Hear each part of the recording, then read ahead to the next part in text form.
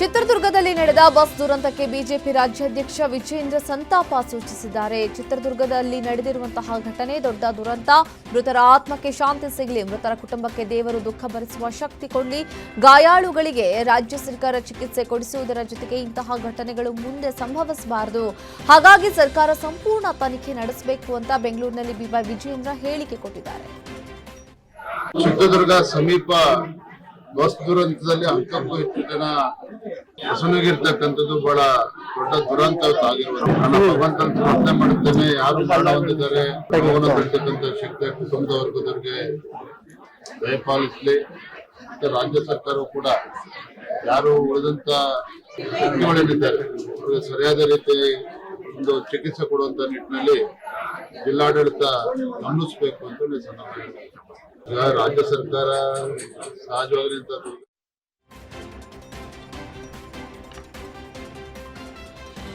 ಚಿತ್ರದುರ್ಗದ ಬಳಿ ನಡೆದ ಭೀಕರ ಬಸ್ ದುರಂತ ಪ್ರಕರಣ ಸಂಬಂಧ ಸಾರಿಗೆ ಸಚಿವ ರಾಮಲಿಂಗಾರೆಡ್ಡಿ ಪ್ರತಿಕ್ರಿಯೆ ಕೊಟ್ಟಿದ್ದಾರೆ. ಯಾವ ಕಾರಣಕ್ಕೆ ಈ ದುರಂತ ಸಂಭವಿಸಿದೆ ಅಂತ ತನಿಖೆ ಆಗಲಿದೆ. ಈ ಹಿಂದೆ ಕೂಡ ಈ ರೀತಿಯ ದುರಂತಗಳಾಗಿದೆ. ಆಗ ಬಸ್ಗಳಲ್ಲಿ ಎಮರ್ಜೆನ್ಸಿ ಡೋರ್ ಇರಲಿಲ್ಲ.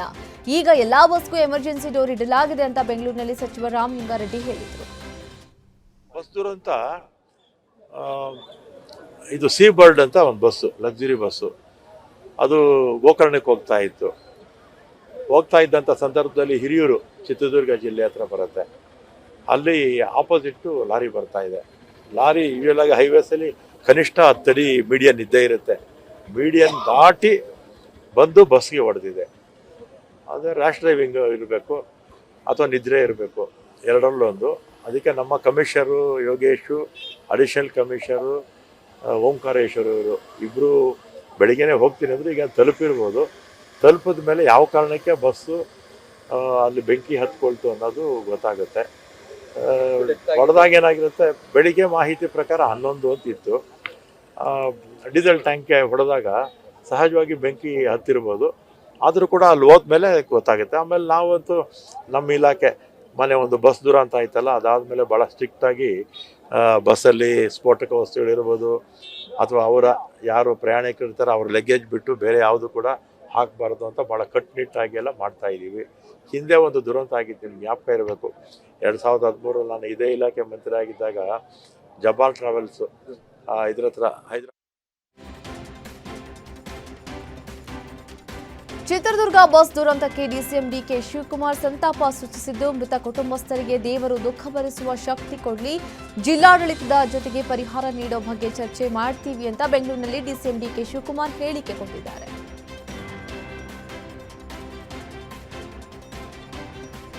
ಚಿಕ್ಕಬಳ್ಳಾಪುರದಲ್ಲಿ ದಟ್ಟವಾದ ಮಂಜು ಆವರಿಸಿದ್ದು, ರಸ್ತೆಯಲ್ಲಿ ವಾಹನಗಳು ಕಾಣದಷ್ಟು ಮಂಜು ಕವಿದಿದೆ. ಬೆಂಗಳೂರು ಹೈದರಾಬಾದ್ ರಾಷ್ಟ್ರೀಯ ಹೆದ್ದಾರಿಯಲ್ಲಿ ಮಂಜಿನಿಂದಾಗಿ ವಾಹನ ಸವಾರರು ಪರದಾಡ್ತಾ ಇದ್ದಾರೆ. ಹೆಡ್ಲೈಟ್ ಇಂಡಿಕೇಟರ್ ಲೈಟ್ ಆನ್ ಮಾಡಿದ್ರು ರಸ್ತೆ ಕಾಣದಷ್ಟು ಮಂಜು ಆವರಿಸಿದೆ.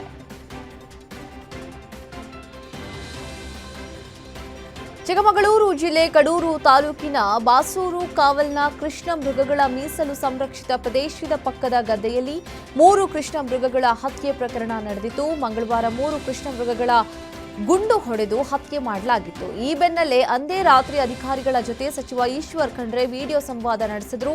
ಅದೇ ದಿನ ಸಂಜೆ ಸ್ಥಳ ಪರಿಶೀಲನೆಗೆ ಅಧಿಕಾರಿಗಳನ್ನು ಕಳುಹಿಸಿರುವುದಾಗಿ ಆರ್ಎಫ್ಒ ಅಧಿಕಾರಿ ಮಾಹಿತಿಯನ್ನು ಕೊಟ್ಟಿದ್ರು. ಈ ಪ್ರಕರಣವನ್ನು ಮುಚ್ಚಿ ಹಾಕುವ ಯತ್ನ ಆರೋಪ ಕೇಳಿ ಬಂದಿತು.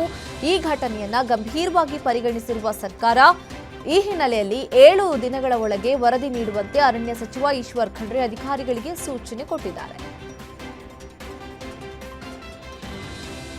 ಕೋಳಿ ಫಾರ್ಮ್ಗೆ ನುಗ್ಗಿ ಗ್ರಾಮಸ್ಥರು ಕೋಳಿ ಮತ್ತು ಮೊಟ್ಟೆ ಹೊತ್ತೊಯ್ದ ಘಟನೆ ಗದಗ ಜಿಲ್ಲೆ ಗಜೇಂದ್ರಗಡ ತಾಲೂಕಿನ ಉಣಚಗೇರಿ ಗ್ರಾಮದಲ್ಲಿ ನಡೆದಿದೆ. ಕೋಳಿ ಫಾರ್ಮ್ನಿಂದ ಕೆಟ್ಟ ದುರ್ವಾಸನೆ ಬರ್ತಿದೆ ಅಂಥೇಳಿ ಏಕಾಏಕಿ ಕೋಳಿ ಫಾರ್ಮ್ಗೆ ನುಗ್ಗಿ ಕೋಳಿ ಹಾಗೂ ಮೊಟ್ಟೆ ಹೊತ್ತೊಯ್ದು ಆಕ್ರೋಶವನ್ನು ಹೊರಹಾಕಿದ್ರು. ದುರ್ವಾಸನೆಯಿಂದ ರೋಗ ಬರ್ತಾ ಇದೆ, ಹೀಗಾಗಿ ಕೋಳಿ ಫಾರ್ಮ್ ಸ್ಥಳಾಂತರ ಮಾಡುವಂತೆ ಗ್ರಾಮಸ್ಥರು ಆಗ್ರಹಿಸಿದ್ದಾರೆ.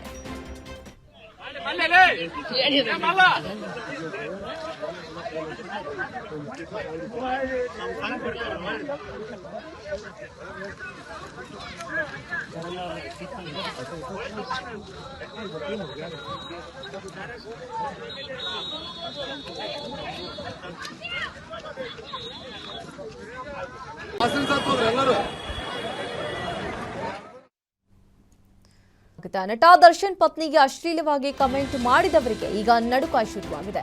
ಬ್ಯಾಡ್ ಕಮೆಂಟ್ ಮಾಡಿದವರ ವಿರುದ್ಧ ವಿಜಯಲಕ್ಷ್ಮಿ ದೂರು ಕೊಟ್ಟ ಬೆನ್ನಲ್ಲೇ ಸೈಬರ್ ಕ್ರೈಂ ಪೊಲೀಸರು ಪ್ರಕರಣದ ತನಿಖೆ ಚುರುಕುಗೊಳಿಸಿದ್ದಾರೆ. ಇನ್ನು ಎಫ್ಐಆರ್ ದಾಖಲಾಗ್ತಾ ಇದ್ದಂತೆ ದರ್ಶನ್ ಪತ್ನಿಗೆ ಅಶ್ಲೀಲ ಕಮೆಂಟ್ ಮಾಡಿದ ಕಿಡಿಗೇಡಿಗಳು ತಮ್ಮ ಇನ್ಸ್ಟಾ ಖಾತೆ ಡಿಲೀಟ್ ಮಾಡಿದ್ದಾರೆ. ಪೊಲೀಸರ ಪರಿಶೀಲನೆ ಸಂದರ್ಭದಲ್ಲಿ ಬಹುತೇಕ ಅಕೌಂಟ್ಗಳು ಡಿಲೀಟ್ ಆಗಿರುವ ಬಗ್ಗೆ ಮಾಹಿತಿ ಲಭ್ಯವಾಗಿದೆ.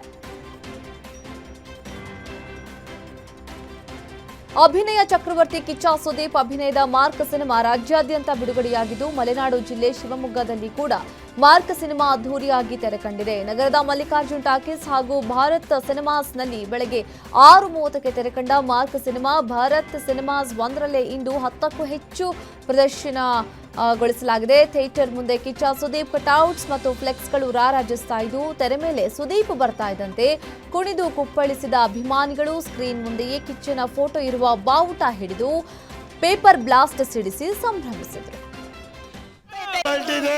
ಎಲ್ಲರೂ ಬಂದು ಎಲ್ಲರೂ ನೋಡಿ ಎಲ್ಲ ಇದ್ ಮಾಡಿ ಅಂತ ಕೇಳ್ಕೊಂಡು 100 ಡೇಸ್ ಪಕ್ಕ.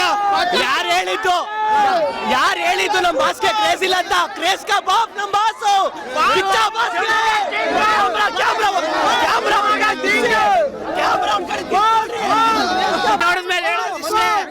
ಇಡೀ ದೇಶದಲ್ಲಿ ಇಬ್ಬರೇ ಕಿಂಗ್ ಇರೋದು, ಒಂದು ಕಿಂಗ್ ಕಿಚ್ಚ, ಇನ್ನೊಂದು ಕಿಂಗ್ ಕೊಹ್ಲಿ ಅಷ್ಟೇ.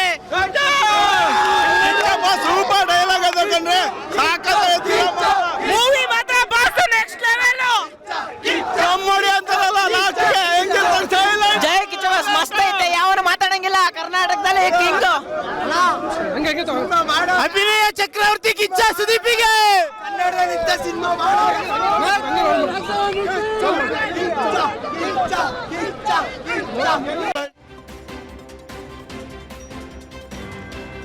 ಕಿಚ್ಚ ಸುದೀಪ್ ಅಭಿನಯದ ಮಾರ್ಕ್ ಸಿನಿಮಾ ದಕ್ಷಿಣ ಜಿಲ್ಲೆ ರಾಮನಗರದಲ್ಲಿ ಅದ್ದೂರಿಯಾಗಿ ತೆರೆ ಕಂಡಿದೆ. ಜಿಲ್ಲೆಯ ಮಾಗಡಿ ಚನ್ನಪಟ್ಟಣದಲ್ಲಿ ಮೊದಲ ಶೋಗಳು ಬೆಳಗ್ಗೆ 7:30ಕ್ಕೆ ಪ್ರಾರಂಭವಾಗಿದ್ದು, ನೆಚ್ಚಿನ ನಾಯಕನಿಗೆ ಕಟೌಟ್ ಕಟ್ಟಿ ಥಿಯೇಟರ್ ಅನ್ನು ಅಭಿಮಾನಿಗಳು ಶೃಂಗಾರಗೊಳಿಸಿದ್ದಾರೆ. ಚನ್ನಪಟ್ಟಣದ ಶಿವಾನಂದ ಥಿಯೇಟರ್ ಹೌಸ್ಫುಲ್ ಆಗಿದ್ದು, ಸ್ಕ್ರೀನ್ ಮುಂಭಾಗ ಅಭಿಮಾನಿಗಳು ಕುಣಿದು ಕುಪ್ಪಳಿಸಿ ಸಂಭ್ರಮಾಚರಣೆ ನಡೆಸಿದ್ದಾರೆ.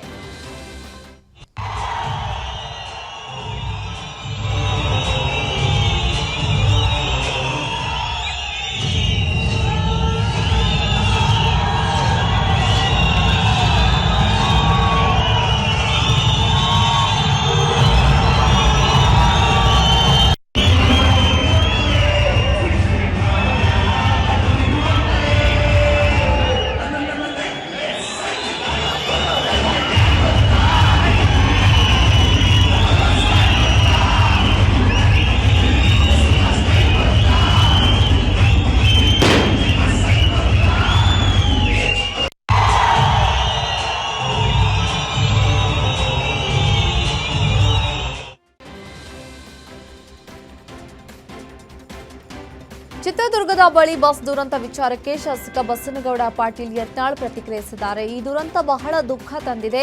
ಈ ರೀತಿ ಅನೇಕ ಬೆಂಕಿ ದುರಂತಗಳು ಆಗ್ತಾ ಇದೆ. ಅಮಾಯಕರ ಸಜೀವ ದಹನ ಆಗ್ತಿರೋದು ದುಃಖದ ಸಂಗತಿ. ಇದ್ರ ಬಗ್ಗೆ ಸೂಕ್ತ ತನಿಖೆ ನಡೆಸಬೇಕು ಅಂತ ವಿಜಯಪುರದಲ್ಲಿ ಶಾಸಕ ಬಸನಗೌಡ ಪಾಟೀಲ್ ಯತ್ನಾಳ್ ಹೇಳಿಕೆ ಕೊಟ್ಟಿದ್ದಾರೆ. ಸುಡ್ತಾ ಇವೆ ಅನ್ನುವಂಥದ್ದು ಇವತ್ತು ಪೂರ್ತಿ ಇವತ್ತು ಅದನ್ನು ತನಿಖೆ ಆಗಬೇಕು. ಯಾಕಂದರೆ ಭಾಳ ಕಡೆ ಇಂಥ ಘಟನೆಗಳಾಗ್ತಾ ಇರುತ್ತೆ. ಕಾರುಗಳು ಸುಡ್ತಾ ಇವೆ, ಜೀವನ ದಹನ ಆಗ್ತಾ ಇದ್ದಾರೆ. ಇವತ್ತು ಬಸ್ಸುಗಳು ಜೀವನ ದಹನ ಆಗ್ತಾ ಇದ್ದಾರೆ. ಅನೇಕ ಕಡೆ ಇಂಥ ಏನು ಘಟನೆಗಳು ನಡೀತಾ ಇದ್ದಾವೆ. ಇದರ ಮೇಲೆ ಸಾರಿಗೆ ಇಲಾಖೆದವರು ಎಲ್ಲ ವಾಹನಗಳನ್ನು ಪರೀಕ್ಷೆ ಮಾಡಿ ಅಲ್ಲಿ ಏನು ಮ್ಯಾನುಫ್ಯಾಕ್ಚರ್ ಡಿಫೆಕ್ಟ್ ಇದೆ, ಏನು ಯಾವ ತಂತ್ರಜ್ಞಾನದಿಂದ ವಿಫಲ ಆಗಿ ಬೆಂಕಿ ಹತ್ತುವಂಥ ಕಾರಣಗಳೇನಿವೆ ಅದನ್ನು ತನಿಖೆ ಮಾಡಿ ಅದನ್ನು ಸೂಕ್ತವಾಗಿ ಮುಂಜಾಗ್ರತಾ ಕ್ರಮ ಏನಂತ ತೆಗೆದುಕೊಳ್ಬೇಕು ಮತ್ತು ಯಾವ ಇನ್ನೂ ಡೇಂಜರ್ ಇದರಲ್ಲಿದೆ ಅಂಥ ಬಸ್ಸುಗಳ ಒಂದು ಲೈಸೆನ್ಸನ್ನು ರದ್ದು ಮಾಡಬೇಕು. ಇಲ್ಲಾಂದರೆ ಅಮಾಯಕ ಜನ ಇವತ್ತು ಜೀವಂತ ದಹನ ಆಗುವುದು ಭಾಳ ಅತ್ಯಂತ ನೋವಿನ ಸಂಗತಿ.